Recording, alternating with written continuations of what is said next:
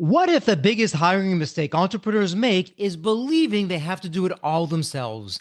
Meet Jamie Van Cuyk, founder of Growing Your Team, a consultancy that helps business owners master the art of hiring.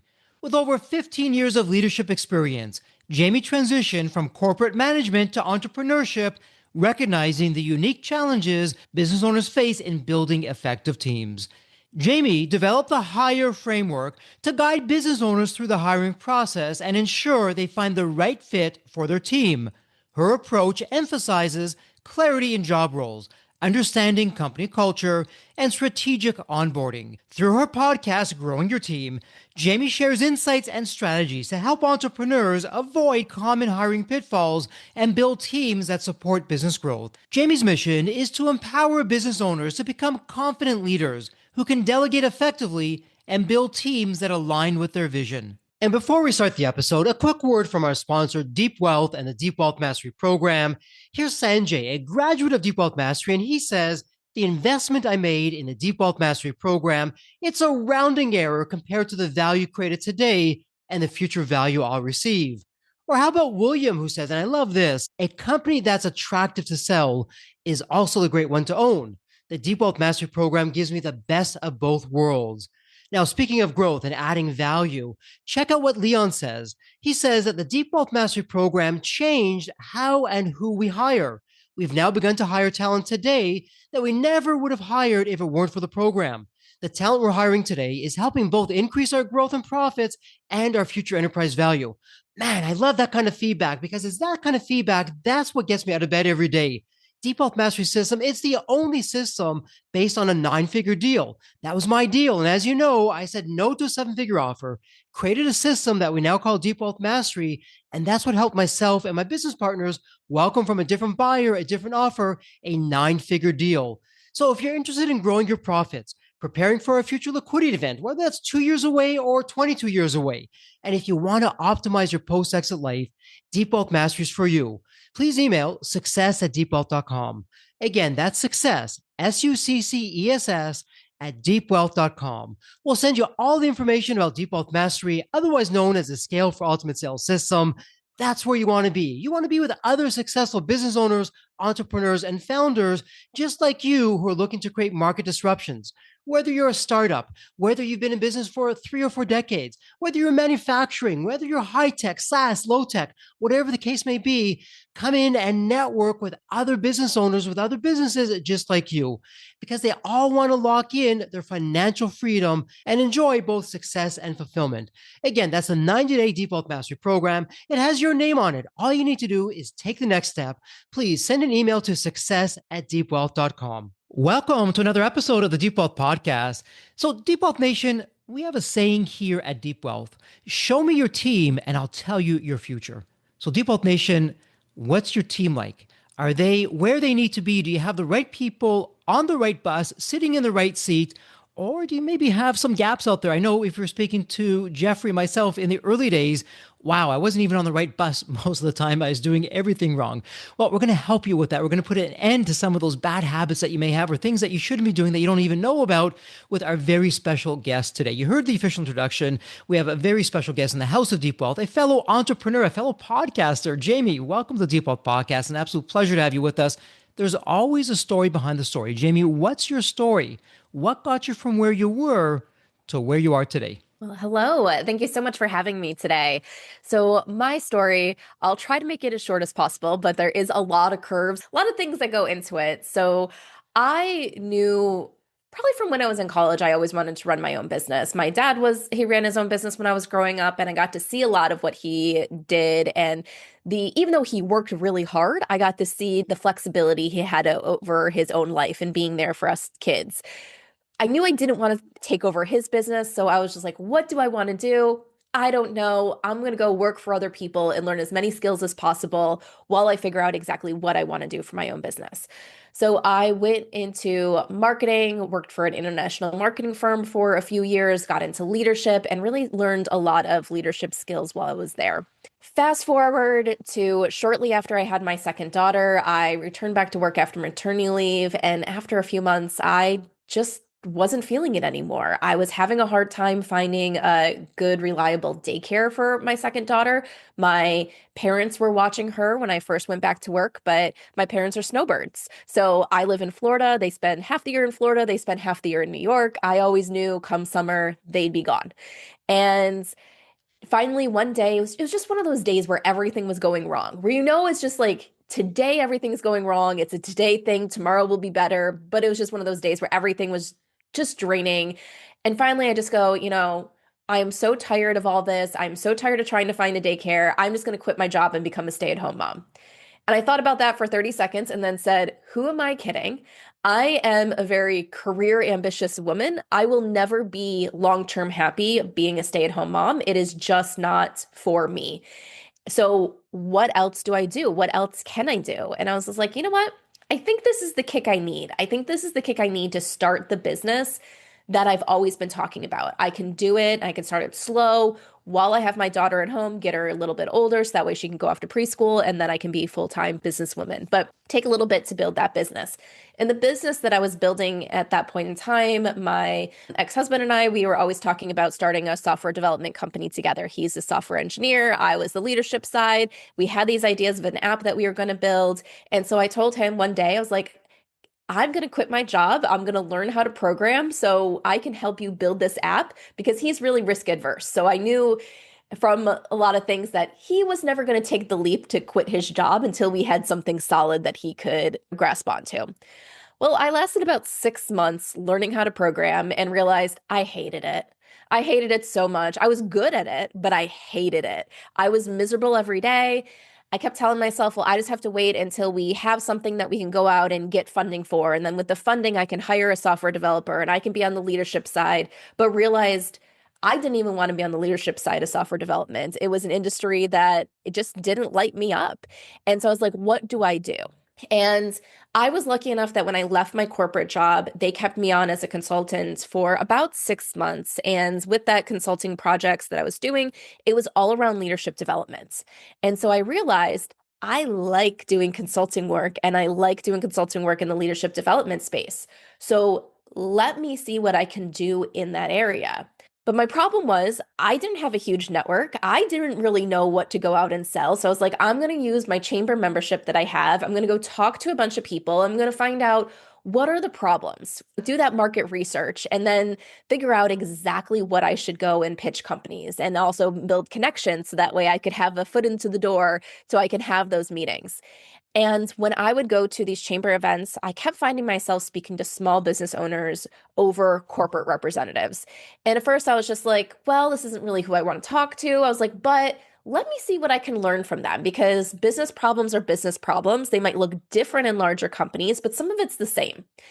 And so as I would talk to them, the number one thing that would come up as a problem for them was around hiring and people. And I had a lot of experience hiring when I was in corporate. I managed a team it wasn't all entry level career wise, but a lot of people, it was their first job inside the organization. And my team was fantastic, which meant they were always getting poached to be promoted or go elsewhere within the organization. So it was that great positive turnover, but it meant I was always hiring. And so I had a lot of knowledge about hiring. I had a lot of knowledge about hiring for other people's teams because some of my co-managers would ask me about hiring. And I quickly learned that even though our team members were doing the exact same thing, who was going to be successful on my team with my management style and the clients that my team worked with weren't necessarily going to be successful on their team because they worked with different clients and they had different management style. So I use a lot of that knowledge to just share free knowledge with the small business owners I was talking with. And they would come back to me and be like, oh my gosh, that was fantastic. I got my first great hire. Can I hire you? Can you teach me more? And at first I said, no. I'm like, I'm looking to go do corporate leadership consulting. And finally, it took a few months for me to be like, why am I saying no? Like, small business owners need this knowledge. And I even did some research because when I would say no, I would say, I'll find you someone that can help you. And I couldn't find anyone that was talking to the really small businesses. So we're talking like fewer than 10 employees, typically hiring your first employee. No business, no consultant was focusing on that. When they said small business consulting and small business hiring support, it was 50 plus employees. Well, you can't get to 50 plus employees if you're always screwing up on your first few employees. So finally, I said, People want this help. They already are telling me that what I'm giving them is helpful. Why am I resisting starting this business? So that was about 2018 that growing your team was born. So interesting of a story, and Jamie completely related, and it's a perfect segue as you're talking about, well, I really shouldn't start this business. I need to start this business. No, I shouldn't start the business. It's the typical entrepreneurial story, and particularly with the major problem that you're helping to solve, which is I should hire somebody. Actually, no, I don't need to hire someone. I'm going to keep on doing it. And I know you developed the HIRE framework, HIRE, and it's a brilliant acronym and completely spot on with that. So, big picture wise, though, let's zoom out for just a moment. And I know, Jamie, you'd be perfectly right to say the following with the question that I'm about to ask. Jeffrey, every company's different. They're on their unique path, their own trajectory. And I can't say do this for one company that it's going to work for the other company. And yes, I completely hear you on that. That said, though, are there patterns that you see, or what some people call Pareto's Law or the 80/20 principle? Hey, 80% of the team challenges that are coming up typically arise from the 20% of these actions or inactions or these specific strategies that an entrepreneur is doing. What's going on with that? Yeah, so I love that. So I would say yes. When we go to hire, who's going to be successful on your team is completely different than who's going to be successful on another team. But it's the same core process that gets us to that either good hire or that bad hire. So when we look at kind of that 80/20 rule, I would say what really goes into that is, are you clear on who you're going to hire, who you need on your team? And one of the mistakes I see people make is they say, well, I need these tasks done. Okay, well, what does that actually mean in your organization? Who is successful in doing those tasks? So I love to use this example of a salesperson. So if you say, I'm hiring a salesperson and this person's responsible for making sales, bringing in revenue, there's a lot of different thoughts and methodologies and everything when it comes to sales. But I'm going to boil things down for this example for two methodologies. One is the bigger the contract, the better. Upsell, upsell, get that contract, get that sale as big as possible. The other thought process is sell exactly what the client needs. If it means it's a smaller contract, who cares? Because we're going to get that client in. We can do repeat business with them. They'll refer us. So we know once we get a client in, we're looking at that longevity of that client versus that one-time sale. And who's going to succeed in an environment where it is sell as big as possible because you're going out to try to find the biggest fish is completely different than someone who's going to succeed in the environment of put the customer first every time, even if it means a smaller number on that invoice that goes out. And if you don't know really what's important to your organization and who's going to succeed in your organization and what you want, you might hire someone that is really good at what they do, but they're not right for you. So it's going to feel like they're always failing as an employee. They're going to feel like they're always doing things that are wrong. And it's not necessarily that they're doing things that are wrong for the type of work that they're doing. They're doing things that are just wrong for your organization. They just don't fit inside your organization. So that's the first thing is like really not understanding who's going to be successful in the role, what that role actually looks like outside of just doing XYZ tasks. And then the other problem is sometimes when we go to hire in small businesses, we should have hired 6 months ago and we're busy. When we're hiring, it's because we lack time in our business already. But now we need to add this process on that takes a lot of time to find someone. So we say, how can I get through this as quickly as possible?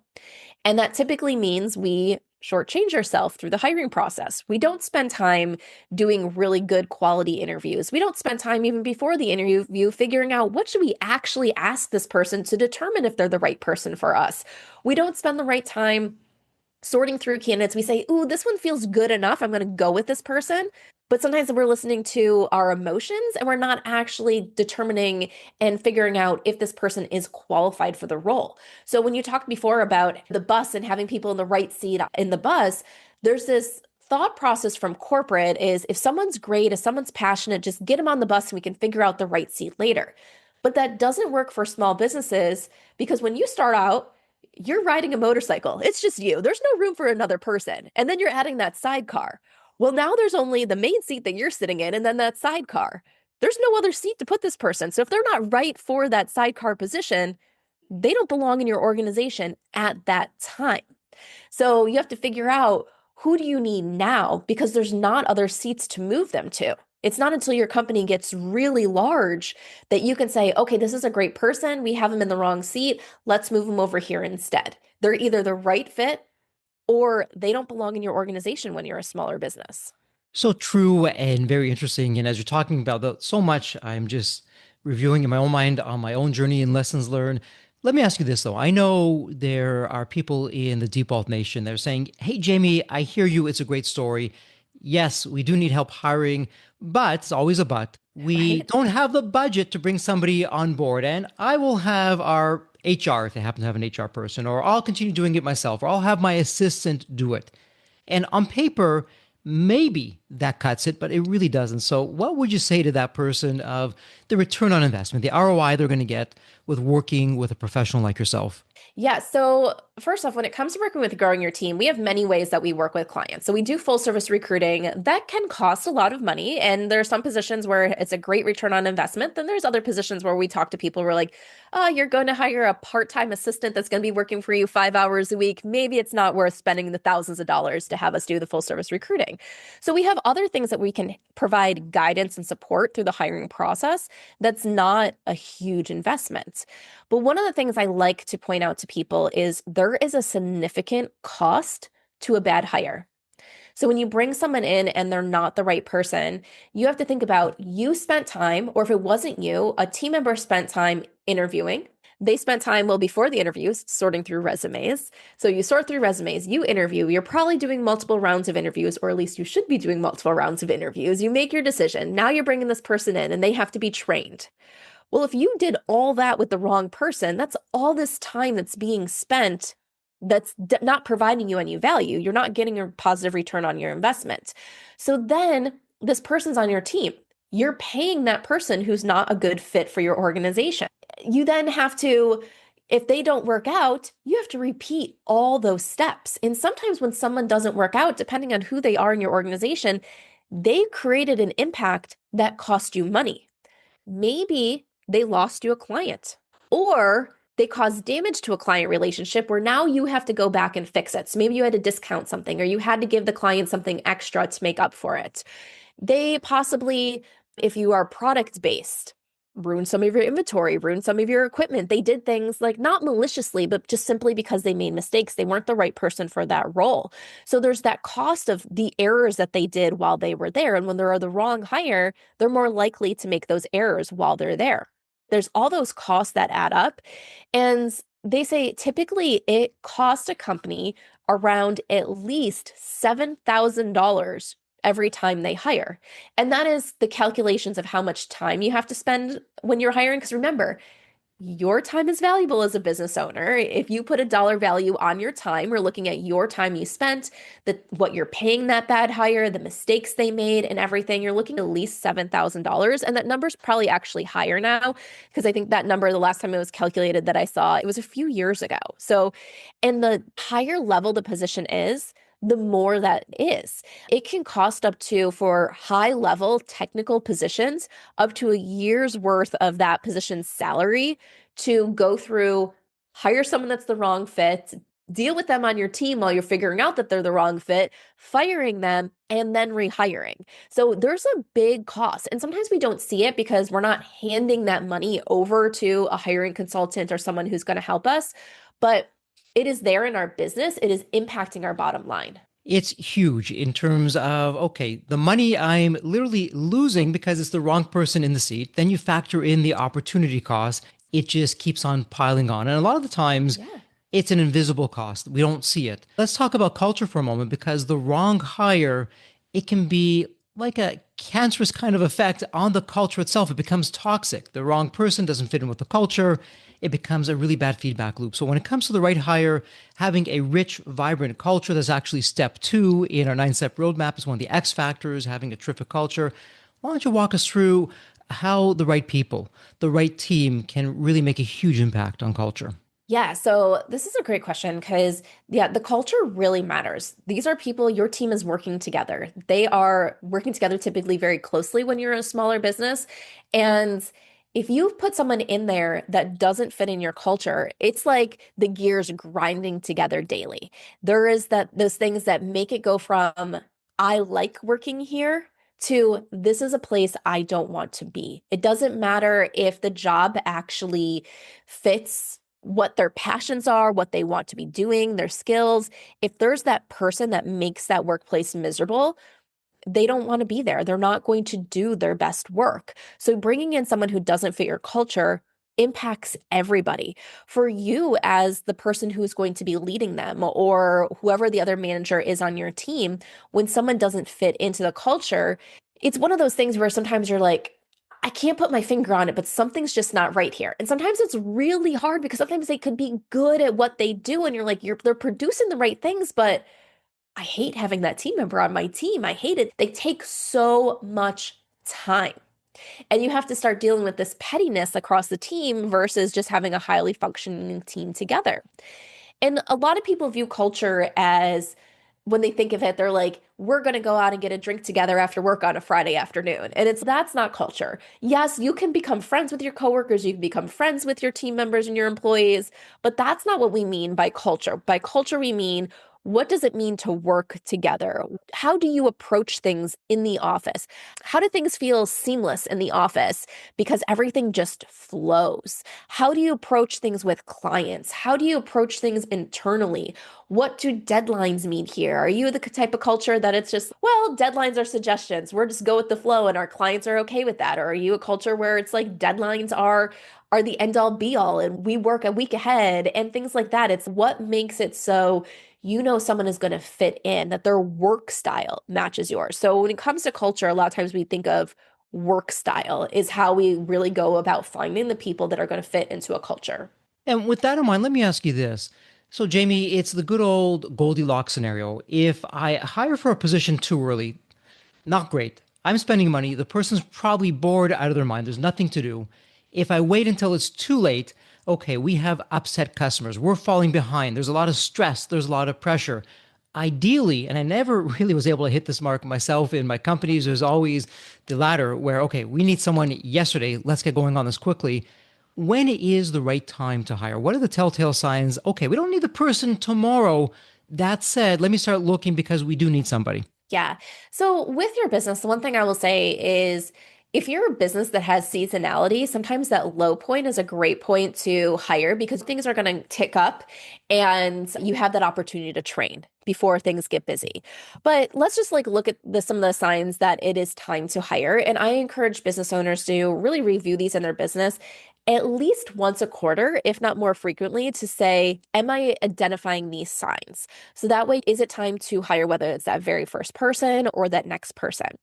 So the one is you're at capacity. So sometimes we look at this as you're saying no to your idea clients, people that you want to work with. And sometimes you're not saying no flat out. It's we can work with you, and that but is a month from now. I can't start with you until then, and things like that, where it's just like someone wants to give you their money now, but you're not able to take it now. And so, one of the things that we look at here are wait lists. Sometimes wait lists are a great marketing tool for a business is, hey, we're in high demand. People want to be on that wait list, they're waiting for it. Other times, wait list means you can't take on that business now, but it's not really working for you. It's working against you because you want to grow your revenue, you want to grow your business, but you can't bring it in. So start to look at your business. If you're really getting close to that capacity where you're always, let's say, at capacity, and you're just lucky that, okay, that next person doesn't come in or that person falls off right at that time when then one person's falling off as one person's coming in, that might be a sign that it's time to go to start hiring. Because if you're able to have that more capacity, sometimes it's just those mental games of you have that more space. You're going to go out and do more of the sales and marketing to fill that additional capacity. One of the other signs that we look for is you're losing customers due to poor customer support. So it's taking you longer to do everything. You used to tell a client, I'll get back to you in 2 business days. Now it's taking you a week. The clients are always following up with you instead of you delivering things as they expect. So we're not talking about customers that want responses like the minute they email you. We're talking about reasonable expectations for responses or the expectations that you set. But now you're always falling behind because you're busy. And that's a sign that it's time to start bringing someone in. Also, if you're in a business where when people call you, they're also calling three other people and they're just going to go with most likely the first person that contacts them back that has a good quote. If you're not able to answer those calls, if you're not able to get a quote out in time and you're always hearing, oh, I went with someone else, that's the customer service level that is actually costing your business because you're not able to get those quotes out in time. Sign number three is you want to do something new in your business, but you can't. So maybe you want to start a podcast because you know how great a podcast would be for marketing for your business, but you can't because you actually need to serve your clients and create your products and do everything else that you need to do there. Or you want to open a second location if you have a physical location, but you can't because how are you supposed to be in two places at once? So some of these things where you look at, you want to do something new in addition to what you're currently doing, but you can't do it because you can't be two places at once. You can't split your time the way it's needed to focus on both. And the last sign to hire someone is that you lack skill or knowledge that is needed. So, as a small business owner, when you first start your business, you realize there was a lot you needed to know that you didn't know. You're probably listening to this podcast because you're realizing there's a lot you still need to learn. But there's stuff you need to learn to run your business and be that CEO, that head of your business. But then there's also stuff that needs to be done in the business, is that hands-on tactical stuff that you reach a point in your business where you don't have to do that anymore, or you shouldn't be doing that anymore, or it doesn't matter how much you try, you're never going to be the expertise. So maybe you don't need to learn how to do your taxes.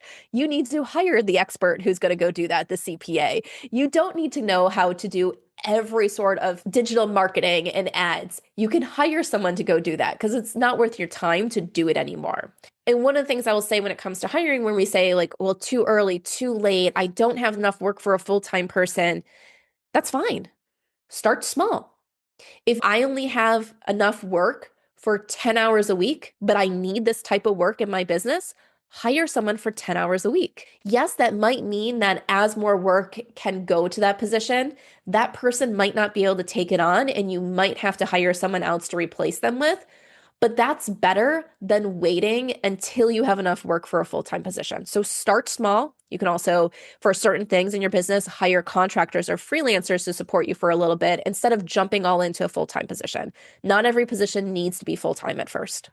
Yeah, some great insights there. And I would imagine, Jamie, as artificial intelligence, AI continues to make its impact both on the personal side, also on the business side, it's becoming harder than ever to really find the right candidates because now AI, you hear these stories, it's writing resumes. And on paper, a person sounds terrific.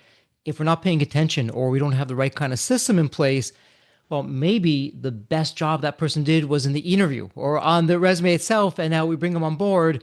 Wow, it's a complete disaster. It's not a fit. I would love some of your thoughts on that. Yeah.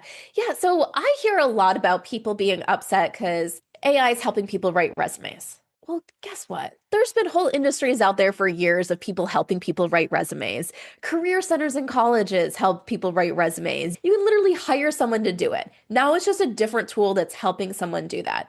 So your job when you go to hire is to really figure out what this person's skills actually are.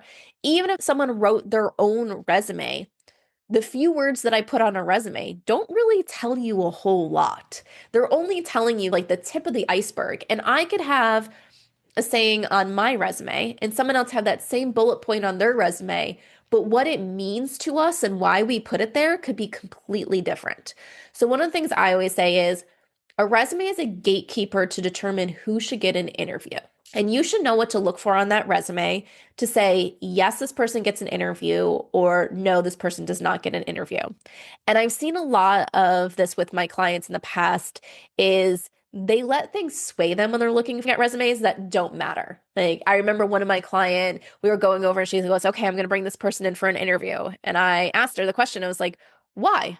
And she looked back at the resume and she goes, I don't know. And I'm like, okay, well, I trained you. We just talked about what we should be looking for on a resume to say that someone's qualified for an interview. So let's remember, here are the things that make someone's qualified for an interview. Do they have these things? And she looks back at it and she's like, no. So it's like, okay, well, why do you want to bring them in for an interview? And she goes, I think it's just because the resume is pretty.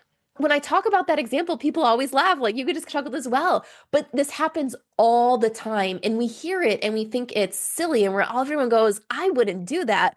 But we do it all the time because we get swayed by stuff that actually don't matter. So I always teach my clients, Here's what we are looking for specifically on a resume. Typically, it's three things. If they have these three things, we're putting them in the yes pile. If they don't have these three things, we're putting them in the no pile. If our yes pile is really big, then we'll have three more things that we consider are nice to have things that will then either sort out or separate that yes pile a little bit more. So it's a little bit smaller of who we should start with our interviews. And those three things will change depending on the role, depending on what matters. So if you're hiring an assistant, and the number one thing that's important for you is, I need this person to have been an assistant before. I don't want to train this person from the ground up. Okay, have they been in an assistant role before? Yes? Okay, that's one of the things that might put them into yes pile. No. Okay, we easily disqualify them. At the same thing, you might be hiring an assistant and you're like, I don't care if they've been an assistant before. I just care that they can show that they can manage deadlines. Okay, have they been in roles before where they've actually had to manage deadlines? Let's look at that. So we look for things depending on what is important for this role, and we bring them into an interview. Once we bring someone in for an interview, every question we ask should tie back to what it means to be successful in the role.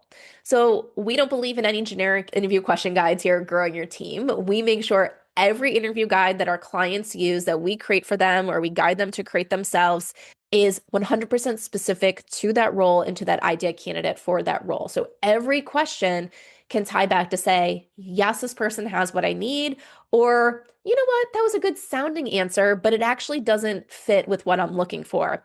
And with a lot of the questions, sometimes we even give our clients a little cheat sheet and we'll put the why underneath it. Remember, this is why we're asking this question. This is what we're looking for. This is why this is important to you in your role. So that way, once again, we're not getting swayed by, that was a really good conversation. I feel like I connected personally with that candidate when they can't do their role. So we always say we want to make sure they can do the role first, and then let's listen to our emotions and those connections second. So true. We're busy. We're under pressure. Yep. Yes, I need someone. Wow, look at this resume. It looks terrific. Let's just speak to this person. Maybe I'll hire them. They did such a great job on a resume. Perhaps they'll be the person I'm looking to hire. So I hear you that you're there. You're helping us determine, okay, what do we need? What do we want? What do we not want? The kinds of questions, the kinds of candidates that we should be looking to. Let's make a big assumption here. We're going to take a leap. Okay, Jamie, we're working with you. We've now hired the right person. And then all too often, I see these horror stories. They actually do hire the right person, but the team or the entrepreneur or the company, they have no onboarding process. They say, okay, Jeffrey, welcome, day one. You go figure it out. Let us know how it's going, and we'll check in with you from time to time. And it's a disaster. Perhaps a person quits, or they don't have the right information and they're just floundering along, not what we want. So when it comes to onboarding, what should we be doing? Yes, onboarding is so important. Onboarding, starting from day one, has a huge influence on whether that person is going to be a long-term employee with you or not. So studies have been done that show the less time you put into onboarding, the more likely that person is going to leave you within 6 months. So onboarding is super important if you want your employees to stay. And if we put all this time into hiring and then we're going to train this person, we want them to stay. So onboarding needs to be a very thorough process. So a lot of people will come to me and say, but I'm hiring someone that is supposed to be an expert in their role. Because a lot of small business owners, they'll say, I don't have time to train. This isn't my area of expertise. They're the only person who's going to really be doing this. So I need someone who's had this experience before, who's an expert. And we set up a hiring process to determine if they're an expert. So they say they're an expert in their role. So why do I need to onboard them? I should just be able to let them free on day one. And I say, yes. They've done that role before, but they've never done it for you inside your organization.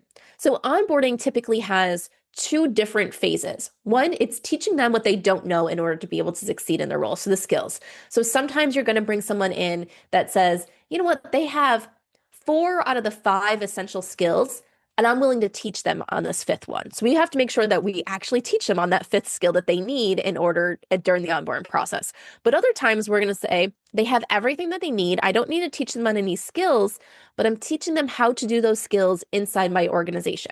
I'm going to teach them my processes. I'm going to teach them my systems. I'm going to teach them my expectations on what it is to do something right.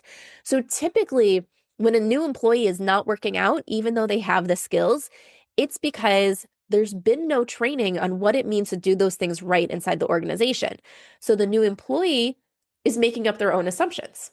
They are deciding on their own what it means to do something right. The business owner or the manager is looking at that stuff and saying, that's not right. but then they're not resetting expectations and they're not training them. They're just like, well, they'll figure it out. They'll eventually get it.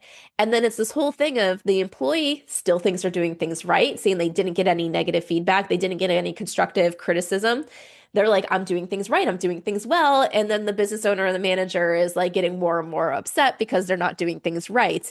And it's this whole lack of communication from the fact that there was no proper training or onboarding to teach them it means to do it right. So, one of the examples I like to give here is, let's say you're hiring a bookkeeper. Bookkeeping is bookkeeping. It's pretty much the same. Unless someone is cooking the books, it's going to be the same pretty much anywhere. But what are your expectations with that job? What do they need to provide to you? Are you someone, or even if we go a step farther, they do some set of just like the transactions, the accounts receivable, accounts payable, they're doing some of the reporting. Are you someone who knows enough or they can just provide you the reports and email and you know what you're looking at? Or do you need someone who's going to sit down and explain things to you? Are you the type of person that you can identify when something's off, or do you need someone who can identify when something's off and communicate it to you? What do you need there? They're essentially, their job's not changing, but what you need from them and what you're expecting from them is changing. So you really need to make sure you're teaching them how to do their job inside your organization. And I understand you're busy. If you're hiring someone full time, you do not have 40 hours to sit down with someone on their first week and train them. And I would never expect you to be able to cut out 40 hours in their first week to train someone. So the way we approach onboarding and growing your team is, I like to say it's like a stair-step method where we train them on something and then the team member can go and do projects around that area. Then we train them on something else. So now they're able to go do projects on item A and item B because we've trained them on that. And sometimes that training can take a few weeks and we're getting some work out of them because we're able to train them a little bit and then let them free, or we build things in the onboarding plan where they can self-learn. So one of the things when I bring on a new employee is I have my own podcast on a lot of podcasts. And so part of their onboarding training is they're required in the first week to go listen to so many episodes of the Growing Your Team podcast. Why? Because I want them to really get to know our brand. What do I talk about? How do I approach certain subjects? What's important to us when they go to talk to our clients or work on projects? They really understand the growing your team method and things like that. That's a simple thing in training that they get to do something they're learning, but it doesn't actually take my time. So we'll build in things in onboarding that don't take your time, but the other person's learning. And also with onboarding, we have to focus on, we can't just let them fly free. Sometimes we need to do things with them and then let them do things on their own as we check behind them, and then let them fly free to be able to do it on their own because they've proved that they can do it. Okay, so really what I'm hearing is, and this is something that as business owners, entrepreneurs, founders, we often don't get it right and we end up wasting the same time again and again. And that is when we're onboarding, why not document it?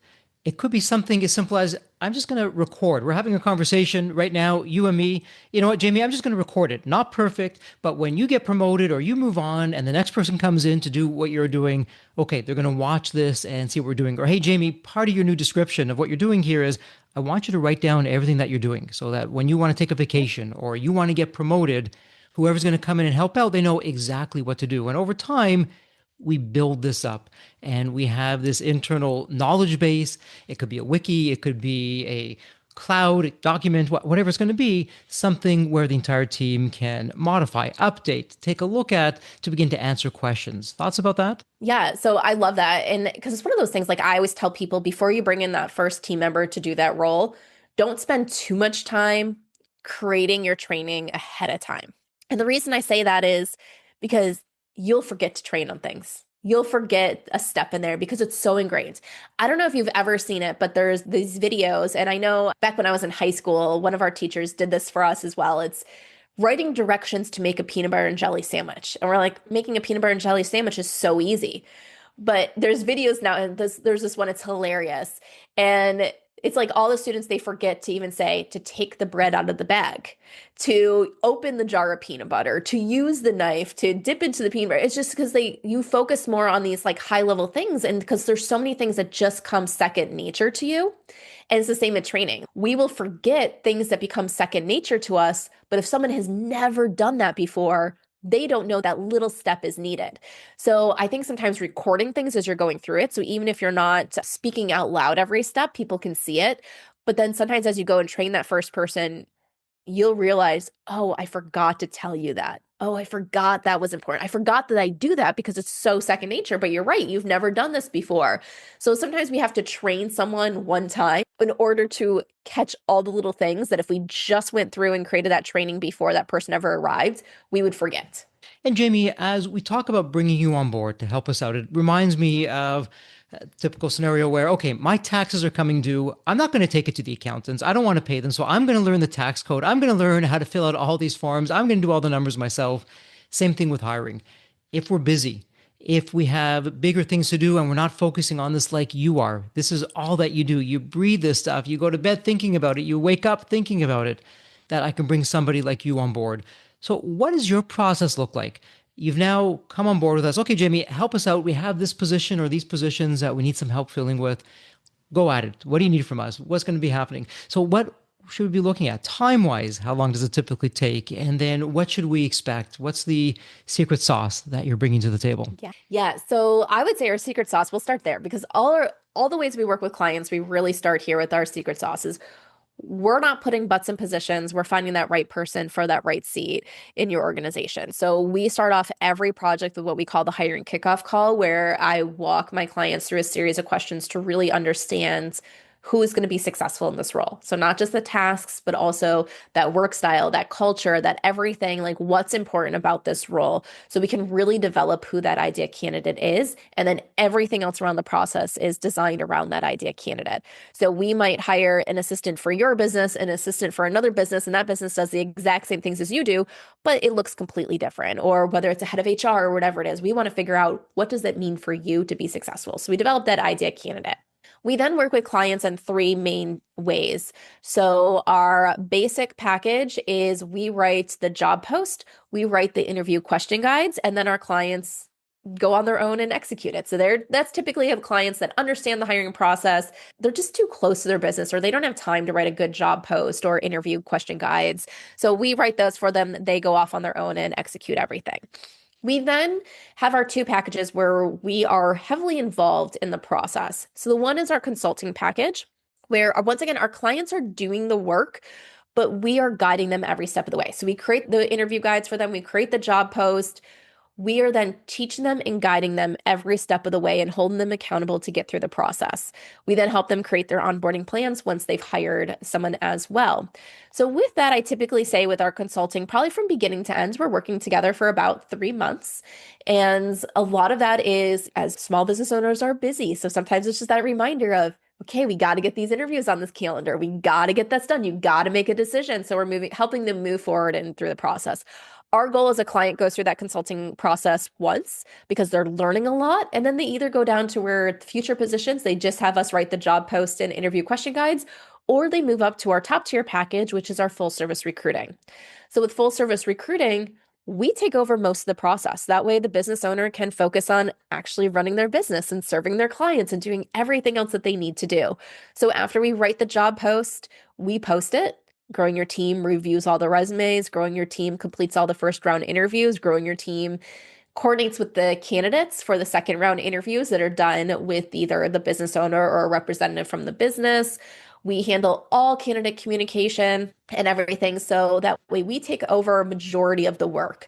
I typically tell people when they sign on for a full service recruiting package, from when we start to when that new hire starts in their business, it's typically about 6 to 8 weeks, which seems like a long time, but we have to post a job. We have to conduct interviews. We have to do second round interviews. And once again, once that business owner gets brought into the mix, sometimes they don't have a whole lot of time.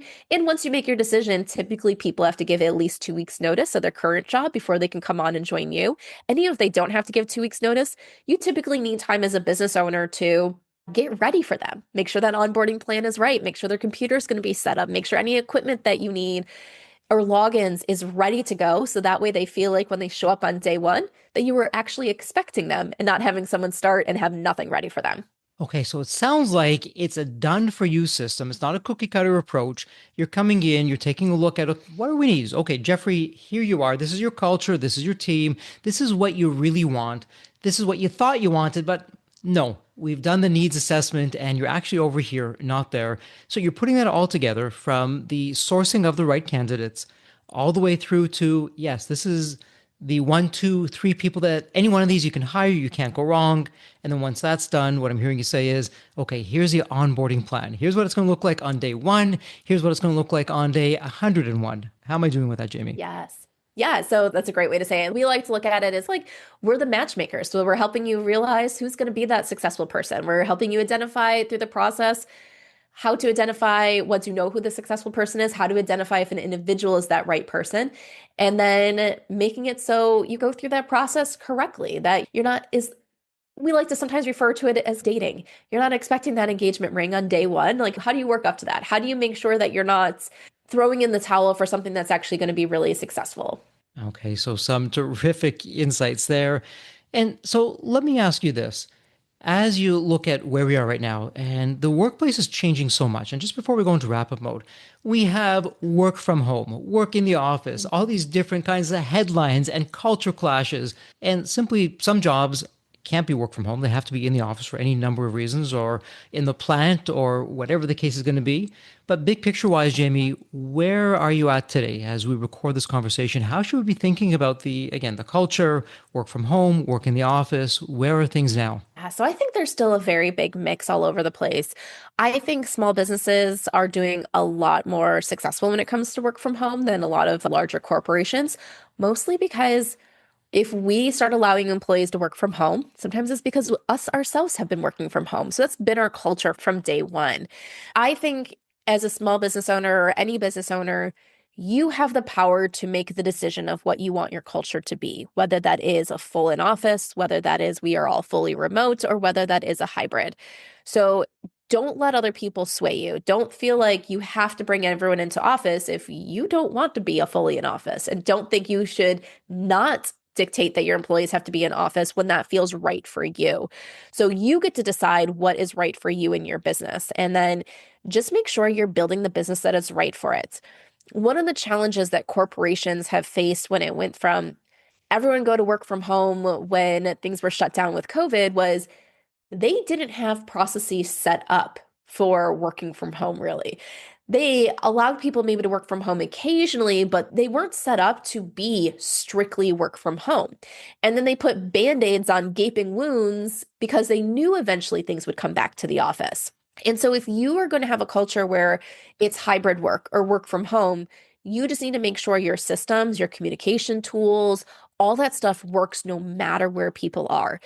If you have a team that is remote, as a leader, you need to make sure you're actually putting in the right time, effort, and energy to build relationships with that. How do you build that culture and make people feel like they're actually a part of your company versus someone who's just doing work and getting a paycheck from you?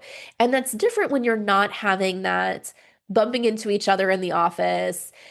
So it takes a little bit of effort but you get to decide what you want. I see a lot of people successful in all of it. So really just make sure that whatever you do, you're building your systems, processes, and communications tools around that.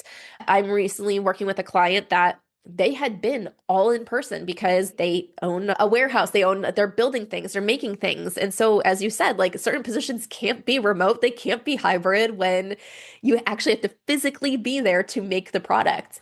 But now they're growing to where they have a lot more of administrative and office positions.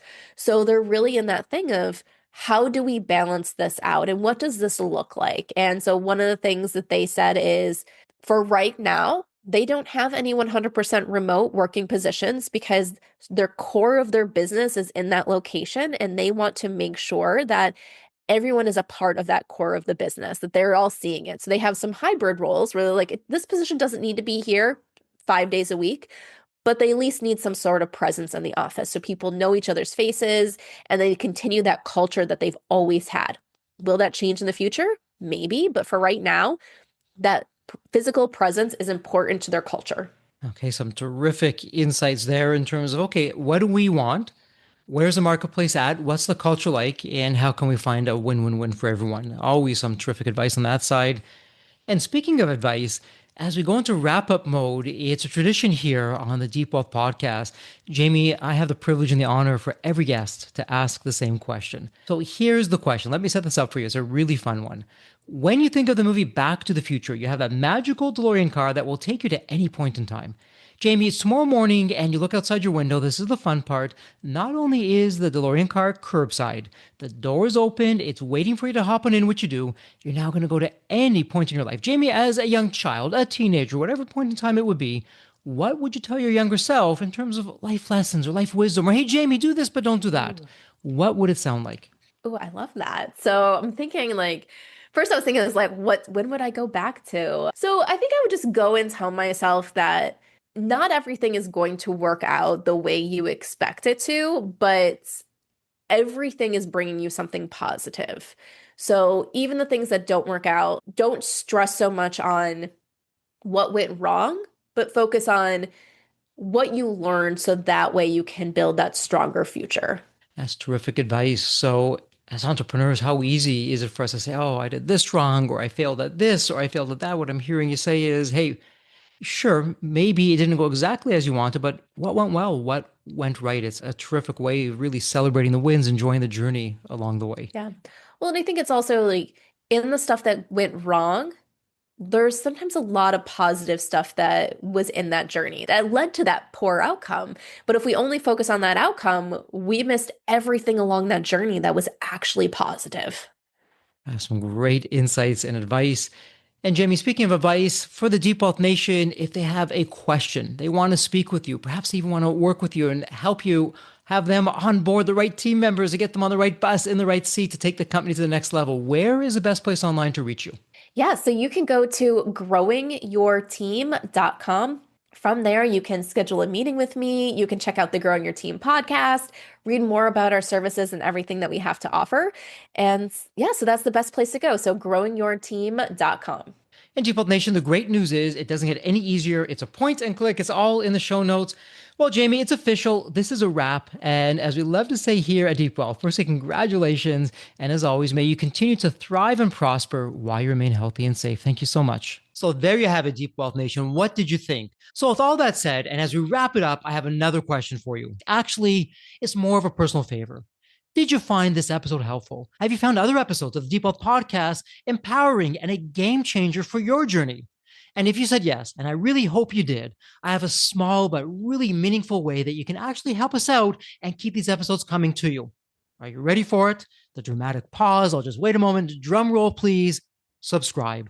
Please subscribe to the Deep Wealth Podcast on your favorite podcast channel. When you subscribe to the Deep Wealth Podcast, you're saving yourself time. Every episode automatically comes to you. And I want you to know that we meticulously craft every one of our episodes to have impactful strategies, stories, expert insights that are designed to help you grow your profits, increase the value of your business, and yes, even optimize your post-exit life and your life right now, whatever you want that to look like. And every time you subscribe and a fellow entrepreneur subscribe, it's a testament to how together, yes, we are changing the social fabric of society. One business owner at a time, one liquidity event at a time. So don't let the momentum stop here. Subscribe now on your favorite podcast channel. You'll never miss an episode. You'll be the first to hear from the top industry leaders, the innovators, the disruptors that are really changing and shaping the business world. And maybe you're commuting, maybe you're at the gym, maybe you're taking a well-deserved break that we spoke all about on this episode, the Deep Wealth Podcast. It's your reliable source for the next big idea that could literally revolutionize your business. So once again, please hit that subscribe button, stay connected, inspired, and ahead of the curve. And again, your next big breakthrough moment, it might just be one episode away. Maybe it was even this episode. So all that said, thank you so much for listening. And remember, your wealth isn't just about the money in the bank. It's about the depth of your journey and the impact that you're creating. So let's continue this journey together. And from the bottom of my heart, thank you so much for listening to this episode. And as we love to say here at Deep Wealth, may you continue to thrive and prosper while you remain healthy and safe. Thank you so much. God bless.